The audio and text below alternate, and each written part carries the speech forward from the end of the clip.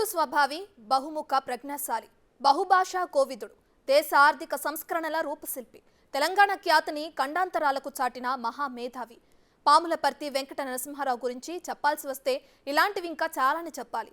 మౌనముగా పేరుగాంచిన ఈ 17 భాషల పండితుడికి ఇన్నాళ్లు సరైన గౌరవం దక్కింది. భారతదేశ చరిత్రలో సముచిత స్థానం లభించింది. కేంద్రంలోని నరేంద్ర మోదీ సర్కార్ ఆయనకు భారతరత్న ప్రకటించింది. దీంతో ఆయన ఖ్యాతి ఇప్పుడు దేశంలోనే కాదు ప్రపంచవ్యాప్తంగా గుర్తింపు ఇచ్చినట్లయింది.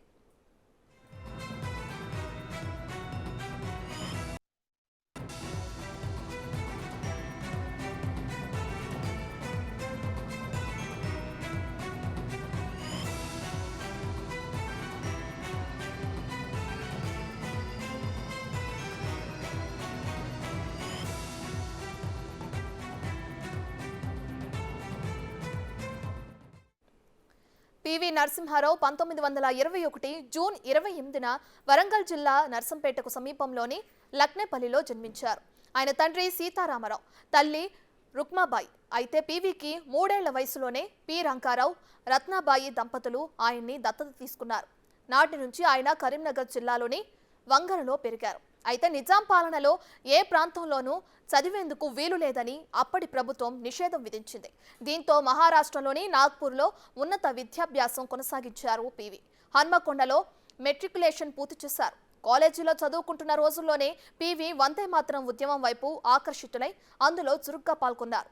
మహారాష్ట్రలోని పూణే ఫెర్గూసన్ కాలేజీలో బీఎస్సీ ఆస్ట్రానమీ చేశారు. ఆ తర్వాత నాగ్పూర్ యూనివర్సిటీ నుంచి లా డిగ్రీ పూర్తి చేశారు. LLBAలో ఆయన గోల్డ్ మెడల్ సాధించారు.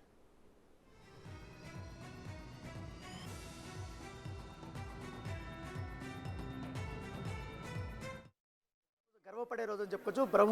బహుముఖ ప్రజ్ఞాశాలి, బహుభాషా కోవిదుడు అన్నట్టు పివి గారికి వాళ్ళ భారతరత్న రావడం ఎలా చూస్తారు మేడం? చాలా సంతోషించే రోజు. ఈ క్షణం చాలా అద్భుతమైన రోజు. నేను ఇక్కడ ఉండగా అనౌన్స్ చేశారు. అసలు నన్ను నేనే నమ్మలేదు, నిజమేనా ఇది అన్నట్టుగా. కానీ ఇది నిజమే. అంటే హార్డ్ వర్క్ అనేది, సిన్సియారిటీ అనేది, దేశ ప్రజల కోసం ఎవరిని లెక్క చేయకుండా పనిచేయడం అనేది మా గురువుగారు అనేవాళ్ళు, పివి గారికి ప్రజలు తప్పించి ఇంకే ప్రపంచమే లేదు అని. సో అది ప్రూవ్ చేసింది. ఇప్పుడు అలాంటి వాళ్లకు కొంచెం లేట్ అయినా ఎప్పుడో ఒకసారి అన్నిటికీ అతీతంగా ఒక చిన్నత పురస్కారం కదా. భారతరత్న కన్నా పెద్దది ఇంకేముంది అవార్డు. మనం చిన్న పెయింటింగ్ ఎగ్జిబిషన్లో ఒక చిన్న అవార్డు వస్తే చాలా సంతోషం సెలబ్రేట్ చేసుకుంటాం. కానీ భారతరత్న ఏంటది, ఎంత గొప్ప విషయం.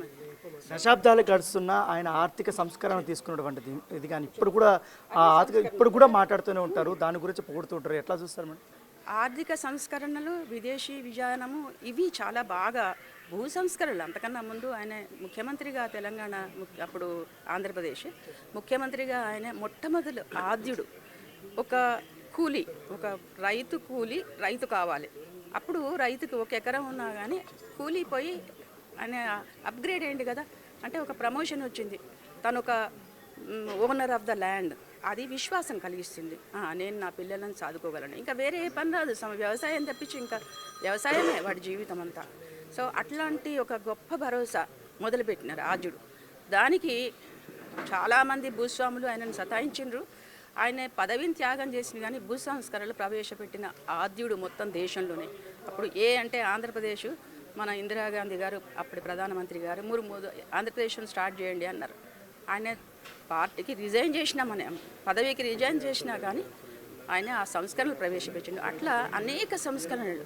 అసలు ఎట్లా ఆలోచిస్తారు అనుకుంటాం. స్పెషల్లీ ఆర్థిక సంస్కరణలు. ఒక బిజినెస్, ఇంతమంది ఇప్పుడు వేరే దేశాల నుంచి ఇక్కడికి వచ్చి వాళ్ళు ఇక్కడ అనేక పరిశ్రమలు నెలకొల్పుతున్నారంటే, అంతకుముందు లైసెన్స్ రాజ్యం మీకు తెలియదు.